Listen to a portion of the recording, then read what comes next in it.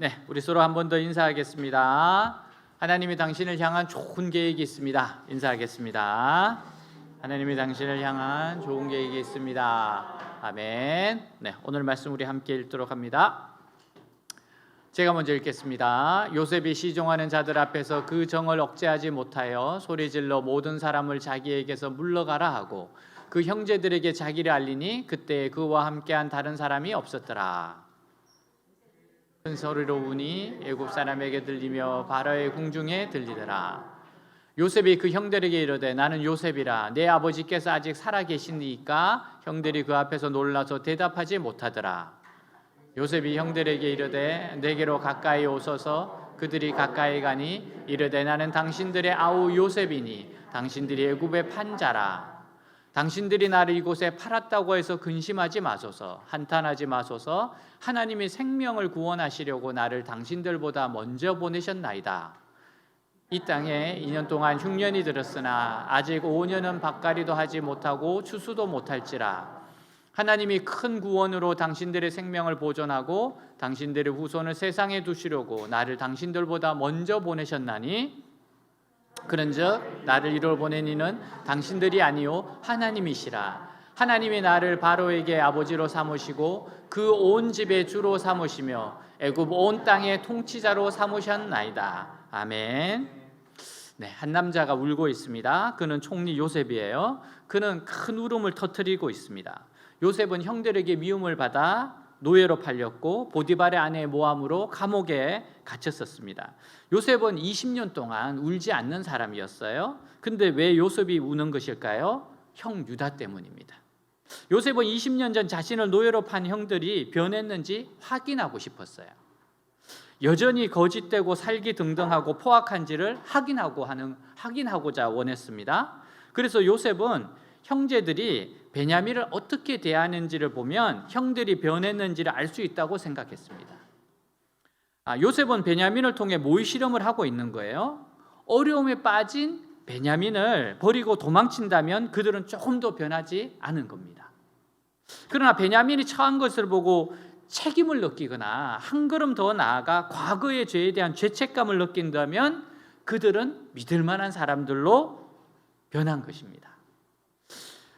창세기 44장에서 유다는 절도 혐의를 받고 노예로 잡히게 가게 된 동생 베냐민을 위해서 변론을 해요. 그의 변론은 왜 내가 동생을 대신해서 이곳에 노예로 있어야 하느냐에 초점이 맞추어져 있습니다. 유다의 변론을 들으면 참으로 당당하고 장엄하다는 생각이 들어요. 그리고 마음에 감동이 생깁니다. 그 이유가 뭐예요? 유다는 지금 자신의 모든 것을 내어놓고 다른 사람을 책임지는 변론을 하고 있습니다. 이 세상에서 사람이 가장 아름답고 위대할 수 있는 때는 바로 이런 때예요. 이런 때. 남을 어려움에서 구원하기 위해 자기 자신을 포기하고 담담하게 이야기하는 사람의 말은 그렇게 아름답고 감동적일 수가 없습니다. 유다는 베냐민이 여기까지 오게 된 것은 자기가 이 아이의 모든 것을 담보했기 때문이라고 말해요. 즉 아이에게 일어나는 모든 일의 책임은 자신에게 있다는 거예요. 자기가 이 아이 대신 노예로 잡혀야 한다는 것이 그의 주장이었습니다. 유다가 베냐민을 위해서 자기 몸을 내어놓으려고 하는 것을 볼 때 여러분 어떤 생각이 들어요? 예수님은 이렇게 말씀하셨습니다. 자, 요한복음 15장 13절 우리 같이 한번 읽겠습니다. 사람이 친구를 위하여 자기 목숨을 버리면 이보다 더 큰 사랑이 없나니. 아멘. 예수님은 이 세상에서 사람이 할 수 있는 최고의 행동은 친구를 위해 목숨을 버리는 것이라는 거예요. 예수님은 우리 모두가 이 세상에서 아름답고 풍성한 삶을 살기를 원하세요. 그런데 풍성한 삶보다 더 귀한 삶은 사랑하는 사람을 대신하여 죽는 것이라고 말씀합니다.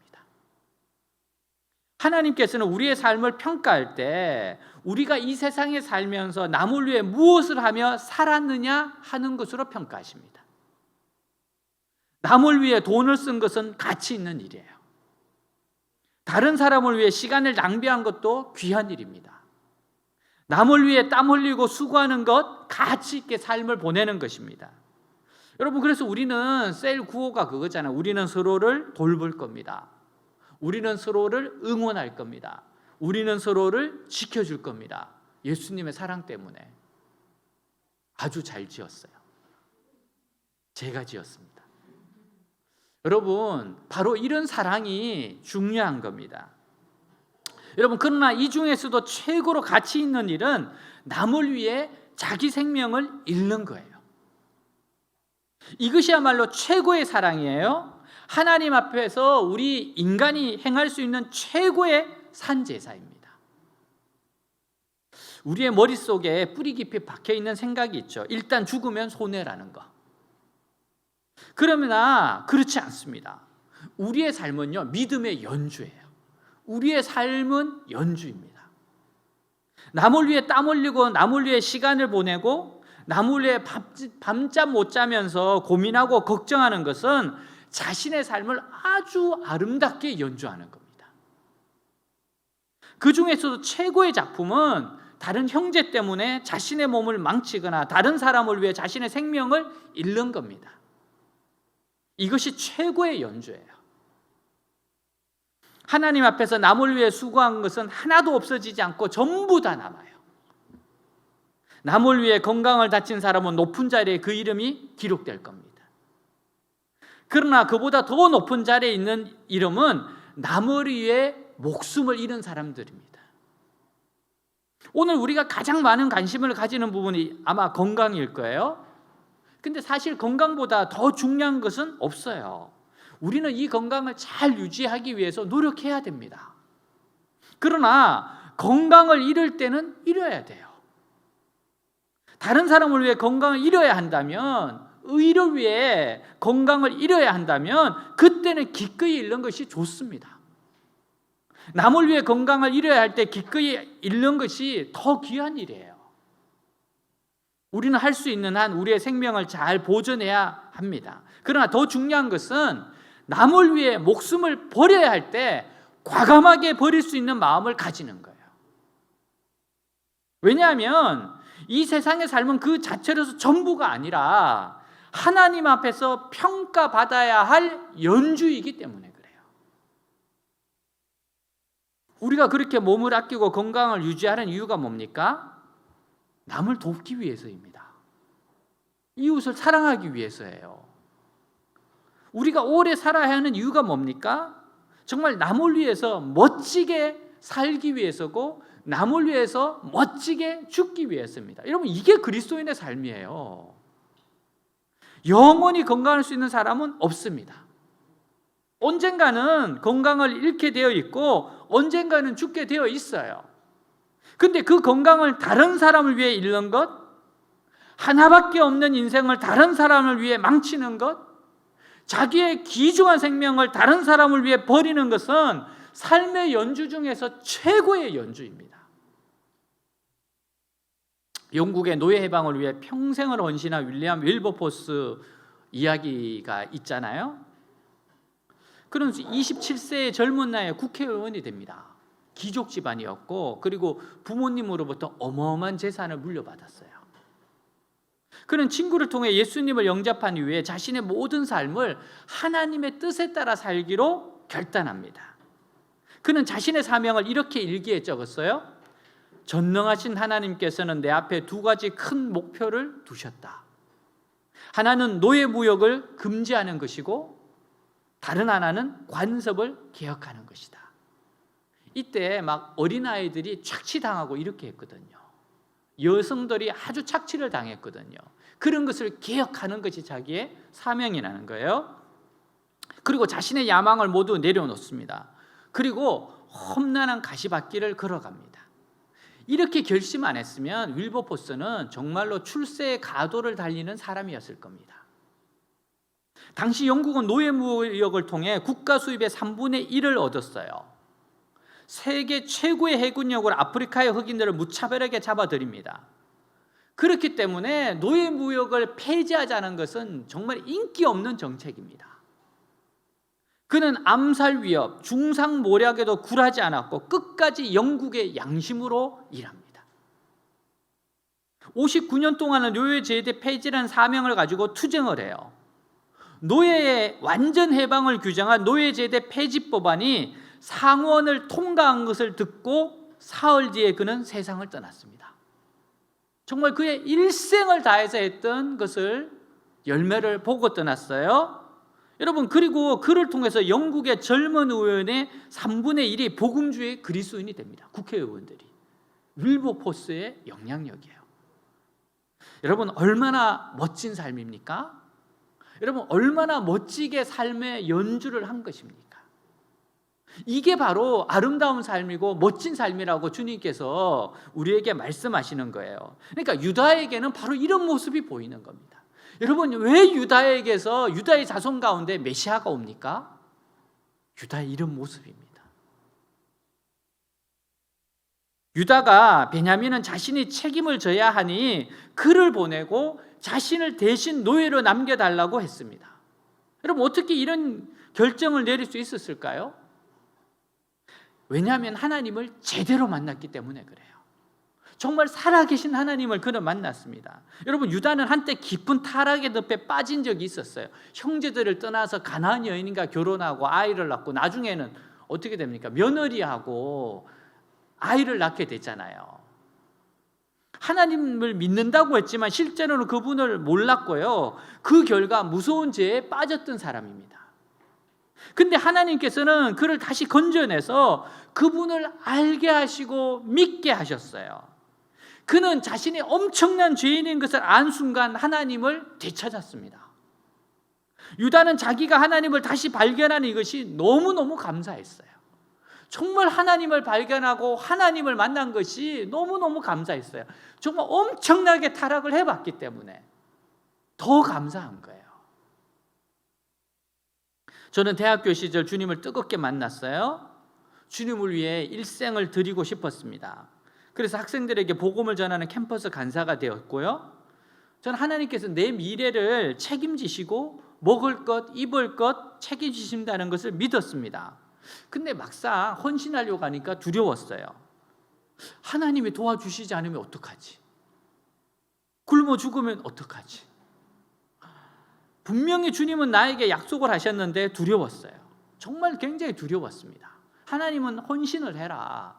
그리고 제가 사실은 아르바이트, 그러니까 학원 강사를 하면서 간사를 하려고 그랬거든요. 그러면 돈도 벌고 자비랑하고 되지 않겠나. 근데 자꾸 하나님이 전적으로 하나님을 믿고 헌신하라는 거예요. 그래서 예배에 갔습니다. 예배.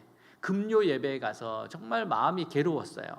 나는 좀 내가 원하는 방법대로 좀 헌신했으면 좋겠는데 하나님은 자꾸 모험을 하라는 마음을 주시고 불편해요.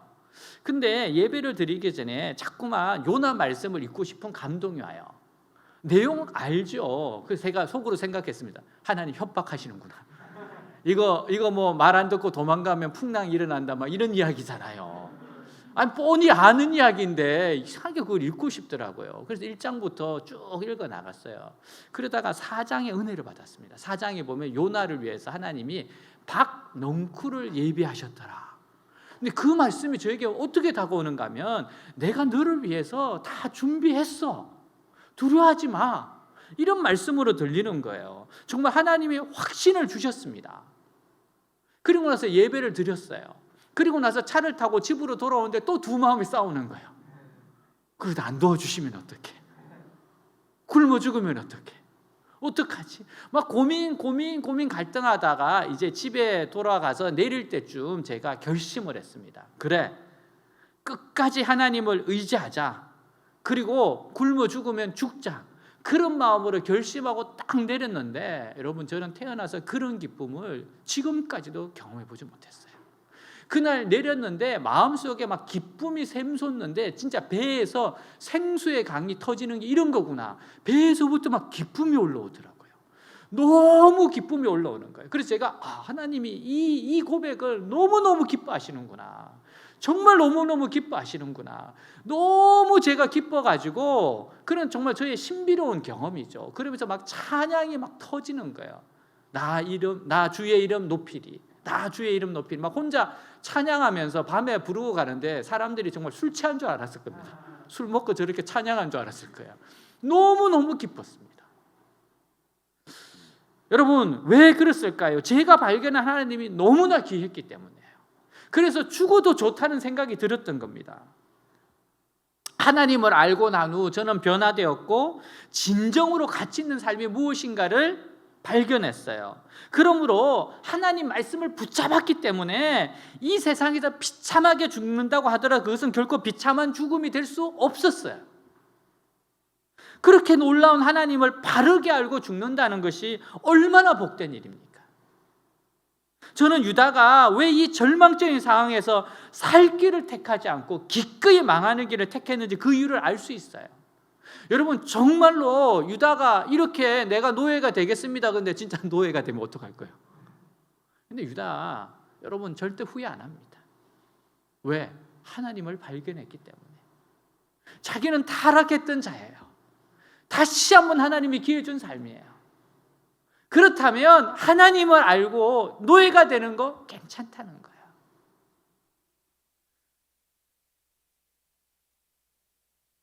여러분 그는 정말 하나님이 도와주시지 않으셔서 영원히 노예로 팔려가는 한이 있다 하더라도 그것은 하나님이 다시 발견한 그 행복과 비교할 수 없다는 거예요.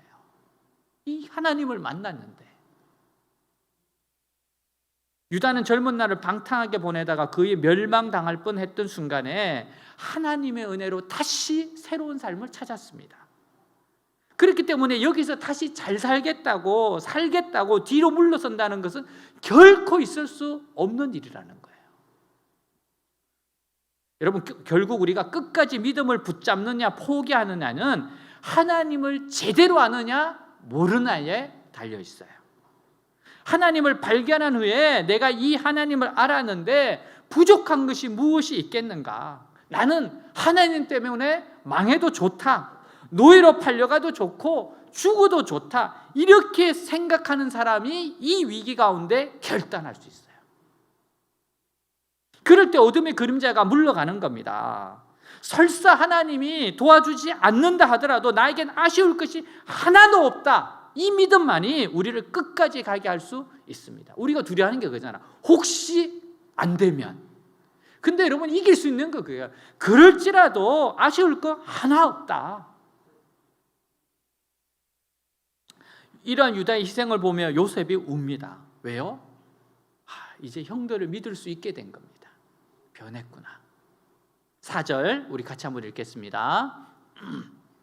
요셉이 형들에게 이르되 내게로 가까이 오소서. 그들이 가까이 가니 이르되 나는 당신들의 아우 요셉이니 당신들이 애굽에 판 자라. 이것이 형들에게 얼마나 큰 충격입니까? 정말 죽은 줄 알았던 동생이 지금 눈앞에 살아있는 겁니다. 요셉은 뒷걸음치를 치는 형들을 가까이 나오게 합니다. 그러면서 자기가 발견한 하나님의 뜻을 설명해 줍니다. 그 뜻을 설명해 줌으로 말미암아 그들의 두려움을 풀어주고 함께 포옹을 해요. 5절입니다. 같이 읽습니다. 당신들이 나를 이곳에 팔았다고 해서 근심하지 마소서. 하나님이 생명을 구원하시려고 나를 당신들보다 먼저 보내셨나이다. 아멘. 요셉은 처음에 자기가 애굽의 종으로 팔려와야 하는 이유를 알 수 없었어요. 근데 여러분 요셉은 계속해서 뭘 했습니까? 그 꿈을 생각하고 다시 말하면 말씀을 생각하고 해석하고 적용하고 그렇게 살아왔지 않습니까? 그러니까 자기 삶의 해석이 된 겁니다. 계속 하나님 뜻을 기다리고 인내하는 가운데 놀라운 하나님 뜻을 깨닫게 되었어요. 그게 뭡니까? 이 무서운 7년 대흉년에서 가족들을 건지기 위해 자기를 먼저 보내어 준비케 하셨다는 거예요. 요셉은 자신의 고난이 형들의 시기심 때문이라고 말하지 않아요. 그는 자신의 문제를 거대한 하나님의 구원이라고 하는 관점에서 보았습니다. 하나님의 구원 계획, 하나님이 나를 구원하고 다른 사람들을 구원하기 위한 구원 계획. 여러분 우리가 이런 시각을 가져야 돼요. 하나님의 시각은 구원 계획입니다. 구원의 계획에서 일을 행하세요. 그렇기 때문에 형들을 용서할 수 있었던 거예요. 이것이 형들을, 가족을, 이방인을, 나를 구원하기 위한 하나님의 계획 가운데서 이렇게 하신 거구나. 내가 재수가 없어서 이런 게 아니구나. 하나님의 계획이 있으셨구나. 여러분, 어려운 문제가 있을 때 하나님의 말씀을 들어야 하는 이유가 뭐예요? 하나님의 말씀을 듣지 않으면 고난이 삶이 해석이 되잖아요. 여러분, 우리는 삶이 해석이 되지 않으면, 말씀으로 분별이 되지 않으면 힘을 쓸 수가 없는 사람들이에요. 그러면 나에게 손해를 끼친 사람을 용서할 수도 없고, 자기가 왜 다른 사람 때문에 고생을 해야 하는지 이해할 수도 없습니다. 그러나 하나님의 말씀을 들으면 거대한 하나님의 구원의 파노라마 안에서 모든 문제를 보게 됩니다. 결국 나는 방황했다고 생각했는데 하나님께서 내 걸음을 정확하게 인도해 오셨다는 걸 알게 돼요. 그 큰 사랑으로 오늘 이 자리에 이르게 하셨다는 것을 깨닫게 됩니다. 그러니까 누구를 원망하고 미워할 필요가 없어요. 여러분, 내 걸음이 늦어졌을 때는 늦어져야 할 이유가 있고, 빨라졌을 때는 빨라져야 될 이유가 있어요. 이렇게 하나님께서 모든 일을 다 이끌어 오셨는데 내가 누구를 원망하고 누구에게 복수하겠습니까? 데릴 버튼은 1984년 세인트 루이스에서 살인 혐의로 유죄 선고를 받습니다. 그리고 24년 동안 교도소에서 생활을 해요. 그는 죄가 없었음에도 감옥에 갔으므로 너무 억울했습니다. 그래서 밤잠을 이루지 못하고 이렇게 만든 사람들에게 복수를 꿈꾸었어요. 근데 교도소에서 성경을 읽으면서 삶이 변화돼요. 그가 한때 교회를 다녔습니다. 하지만 세상을 멀리 떠났어요. 세상으로. 그때 독실한 크리스찬이었던 할머니가 하신 말씀이 기억이 났어요. 얘야, 오래지 않아 너는 예수님을 필요로 하게 될 거야. 그때 잊지 말고 꼭 예수님께 부르짖어라. 이 말씀이 기억이 납니다. 감옥에 갇힌 지 15년 만에 예수님을 다시 만납니다. 그때를 이렇게 설명해요. 처음 15년 동안 제 힘으로 모든 것을 시도했어요. 당연히 저의 억울한 상황에 대해 너무 화가 나 미칠 지경이었죠. 하지만 모든 노력이 수포로 돌아가고 마침내 저는 예수님께 기도했습니다. 당신이 계시다면 제게 보여주세요. 저를 도와주시면 당신을 섬기고 세상에 당신을 전하겠습니다. 이렇게 예수님 만난 후에 2008년 한 단체의 도움을 받아 그가 다시 법정에서 무죄 판결을 받습니다. 그에게 내렸던 판결에 위정이 있었던 것이 발견이 돼요. 결국 그가 출소하게 되었는데 하나님께 기도한 대로 그는 신학을 공부하고 목회자가 됩니다. 그는 목사가 된 후에 자기를 억울하게 옥살이게 한 그들을 다 용서했습니다. 지금도 가는 곳마다 용서의 메시지를 전하고 있어요. 그 비결을 설명합니다. 하나님은 요셉이 형제들에게 부당한 일을 당하고 감옥에 갇혔을 때 그에게 행하신 것과 같은 일을 제게도 하셨습니다. 바로 사람들이 악으로 행한 것을 선으로 바꾸신 것이지요. 저는 제게 일어난 일을 이렇게 해석했습니다. 그렇기 때문에 결코 하나님을 원망하지 않았습니다. 그는 하나님을 만난 감격이 있어요. 감격이 있습니다. 미국 뉴라이프 교회의 릭 버전 목사님이 이렇게 말씀하세요. 누군가를 용서하기로 결정할 때 당신은 성장하기 시작한다. 용서가 들어설 자리를 낼 때 하나님의 임재가 그곳에 몰려든다. 그러나 이렇게 하지 않을 때 당신은 스스로 갇히게 된다. 이것은 자신이 독을 마시고는 상대방이 죽길 기다리는 것과 같다. 그것은 상대방이 아니라 나 자신을 괴롭힌다. 과거에 갇히면 하나님께서 당신을 위해 계획해 두신 미래에 들어갈 수 없다. 그러므로 당장 연습하자. 그들을 생각하며 말하라. 당신을 용서합니다. 당신을 놓아줍니다. 당신은 더 이상 내게 빚진 게 없습니다. 여러분, 용서하지 않으면 우리는 과거 상처 입은 모습에 갇혀 지내게 돼요. 평생 고통 속에, 괴로움 속에, 미움, 원망, 분노 속에 살아갈 수밖에 없게 되는 겁니다. 마태복음 18장 22절이에요. 같이 읽겠습니다. 예수께서 이르시되 내게 이르노니 7번뿐 아니라 7번을 70번까지도 할지니라. 여러분, 이건 무슨, 이 말씀은 끊임없이 용서해 주라는 거예요. 왜요? 하나님 우리를 이렇게 끊임없이 용서해 주신다는 거예요. 그러니까 너도 그렇게 용서하라는 겁니다. 뿐만 아니라 내게 원수된 자들까지 용서하라고 말씀하세요. 마태복음 5장 43절 44절 같이 읽겠습니다. 또 내 이웃을 사랑하고 내 원수를 미워하라 하였다 하는 것을 너희가 들었으나 나는 너희에게 이르노니 너희 원수를 사랑하며 너희를 박해하는 자를 위하여 기도하라. 아멘. 여러분, 그렇다면 우리는 이렇게 해야 돼요. 자, 용서하고 기도를 해주면 됩니다. 왜 이렇게 말씀하세요? 여러분, 그렇다면 하나님께서 요셉의 가족을 구원하기 위해서 이처럼 형도를 사용하셨으니까 그들의 죄는 자동적으로 없어지는 것일까요? 그렇지 않습니다. 그들의 죄는 그대로 남아있어요. 만약 아담이 타락하지 않았더라면 하나님의 엄청난 구원 계획은 드러나지 않았을 겁니다. 그러나 그렇다고 해서 아담의 죄가 없어지는 것 아닙니다. 또 가룟 유다가 예수님을 배반함으로써 십자가에서 우리의 구원이 이루어졌어요. 하지만 그렇다고 해서 가룟 유다의 죄가 없어지는 것 아닙니다. 그들의 죄는 그대로 남아 있습니다. 단지 예수님이 직접 유다에게 보복할 필요가 없고 요셉이 직접 형들에게 보복할 필요가 없다는 거예요. 하나님께서 우리 믿는 자들에게 절대로 직접 원수를 갚지 말라고 하십니다. 왜 그렇게 말씀하십니까? 하나님께서 그 원수를 사용하시기 때문이에요. 하나님께서 그 악을 사용하셔서 나의 약함을 보게 하세요. 나의 부족한 부분을 보게 하세요. 바른 길로 가게 하세요. 미련한 나를 격려해서 하나님이 원하시는 방향으로 몰아가시기 때문입니다. 그 악한 사람은 나의 조교예요. 하나님께서는 결국 모든 것이 합력하여 선을 이루게 하십니다. 그러나 그렇다고 해서 악한 짓을 한 그들의 죄가 없어지는 거 아닙니다. 하나님께서 직접 심판하실 겁니다. 그래서 우리는 나를 힘들게 한 사람들, 나를 가장 괴롭힌 사람들, 이 멸망하지 않도록 기도해 줘야 돼요. 그들을 위해서 기도해 주라는 겁니다. 회개하지 않으면 죄값 치릅니다. 요셉은 자신의 문제를 하나님의 구원 계획에서 보았기 때문에 이 구원의 징검다리들을 미워하지 않았어요. 자, 또한 요셉은요, 지금보다 앞으로가 더 중요하다는 것을 알았습니다. 우리 6절에서 8절까지 말씀 같이 읽겠습니다.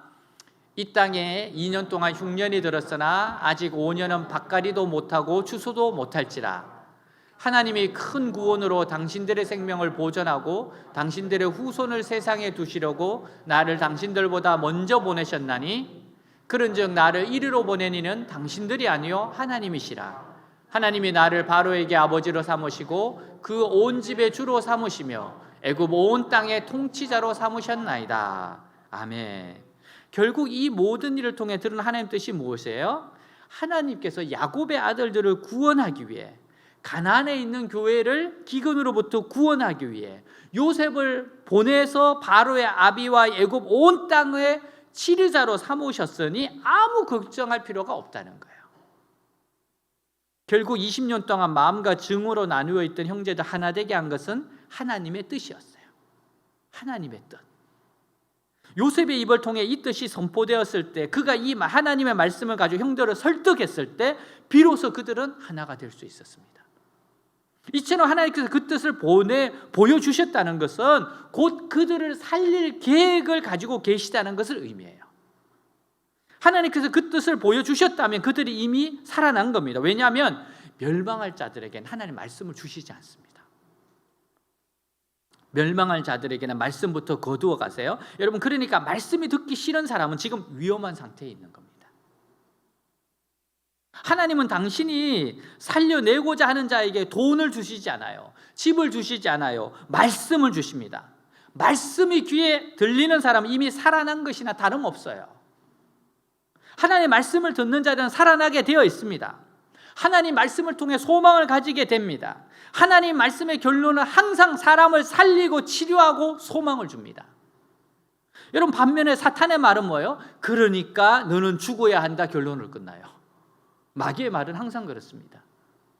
하나님 말씀은 그러니까 너는 살아 이 말이고, 마귀는 그러니까 너는 죽어 이렇게 된다니까요. 오늘 본문에서 우리가 보게 되는 게 뭐예요? 가장 어두운 밤이 지난 후에 진리의 아침이 왔어요. 베냐민이 절도 혐의로 눈앞에 끌려갈 지경에 처했을 때 형제들은 마치 막다른 절벽 끝에 서 있는 것 같았습니다. 근데 갑자기 모든 상황이 뒤집어지면서 환한 아침이 찾아왔어요. 어떻게 한순간에 그 답답한 어둠이 모두 지나고 환한 축복의 아침이 오게 되었습니까? 유다의 믿음과 결단 때문이에요. 유다의 믿음, 유다의 결단, 자기를 던지는 희생.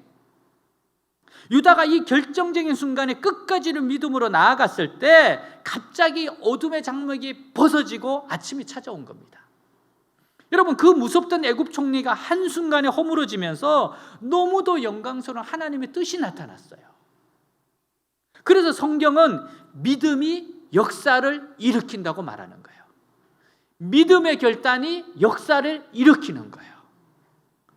여러분, 전적으로 하나님을 의지하는 믿음이야말로 갑자기 하나님의 때가 도래하게 만들어요. 갑자기 진리의 아침이 찾아오게 합니다. 그럼 우리는 어떻게 결정적인 순간에 믿음을 가지고 나아갈 수 있습니까? 나는 하나님을 앞으로 알므로써 내 삶과 존귀함을 되찾았다. 이제 죽어도 아주 망하는 것이 아니다. 여러분, 이렇게 말할 수 있는 사람만이 결정적인 순간에 믿음으로 나아갈 수 있어요. 어둠의 세력을 몰아내고 하나님의 온전한 역사를 드러낼 수 있어요. 사랑하는 여러분, 우리를 끝까지 믿음으로 살게 하는 것은, 우리를 끝까지 버티게 하는 것은 하나님을 아는 지식입니다. 하나님을 알게 된 기쁨, 하나님을 알게 된 소망이야말로 최후의 순간에 우리를 승리하게 하고 환한 진리의 아침이 찾아오게 만듭니다. 여러분, 마지막 순간에 침체의 늪에 빠지지 말고 자기 자신을 포기하지 말고 더욱더 힘을 내서 믿음으로 한 걸음 더 나아가세요. 여러분, 그리해서 영광의 아침을 맞이하시기를 주님 이름으로 축복합니다. 기도하겠습니다. 당신들이 아니라 하나님이시라. 유다의 믿음과 결단, 그 믿음으로 나아갔을 때 하나님의 뜻이 드러납니다. 요셉은 고백합니다. 당신들이 아니라 하나님이시라. 하나님의 뜻을 붙잡고 하나님의 뜻을 나눕니다. 그리고 미래를 향해서 나아가요. 오늘 말씀을 통해서 여러분들도 그렇게 내일을 향해서 나가시기 바랍니다. 오늘 말씀 가지고 기도하겠습니다. 기도합니다. 하나님 아버지, 감사합니다. 정말 하나님, 저는 믿음으로 살고 믿음으로 죽고 있습니다. 하나님, 정말 믿음의 멋진 연주를 하고 싶습니다. 하나님, 이 땅에서 사는 것 섬기기 위해서, 나누기 위해서 믿음의 연주를 잘하기 위해서입니다. 정말 멋진 믿음의 연주를 하게 하여 주옵소서. 멋진 하나님의 연주를 하게 하여 주옵소서. 하나님, 하나님의 믿음, 하나님을 향한 믿음, 하나님의 선한 계획을 믿고 하나님의 구원의 큰 그림 속에서 나의 삶을 보면서 구원을 위한 하나님의 계획인 것을, 구원을 이루기 위한 하나님의 은혜인 것을, 구원을 이루기 위한 하나님의 섭리인 것을, 하나님, 당신들이 아니라 하나님이시라. 당신들이 아니라 하나님이시라. 유다처럼 내가 하나님을 만났는데, 내가 하나님의 은혜를 받았는데 나는 망해도 좋다. 아버지, 내가 대신 묘기가 될지라도 좋다. 이 큰 사랑을 행하는 자처럼 저도 사랑을 행하고 용서를 베풀며 하나님의 은혜를 전해주는 아버지와 하나님의 백성, 믿음의 멋진 연주를 하기를 원합니다. 하나님을 더 알기를 원합니다. 하나님을 더 알고자 원합니다. 하나님의 은혜를 더 사모합니다. 하나님을 더 알기 원하고 더 사랑하기를 원하고 더 간절히 원합니다. 주님, 우리들이 이렇게 모인 거 주님을 더 알고자 원함입니다. 더 사랑하고자 원함입니다. 끝까지 견디고 끝까지 버티고 끝까지 소망하고 환한 진리의 아침이 찾아오게 하옵소서. 주여, 믿음의 시련 앞에서도 연단 앞에서도 담대하게 하여 주시옵소서. 하나님의 선한 계획을 믿고 구원의 큰 그림을 그리며 자신의 삶을 해석하며 나아가게 하여 주시옵소서. 주님 사랑합니다. 주님 사랑합니다. 주님 의지합니다. 아멘.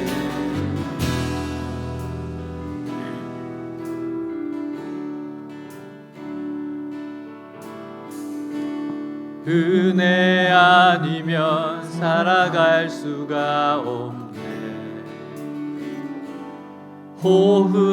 호흡마저도 다 주의 것이니 세상 평안과 위로 내게 없어도 예수 오직 예수뿐이네.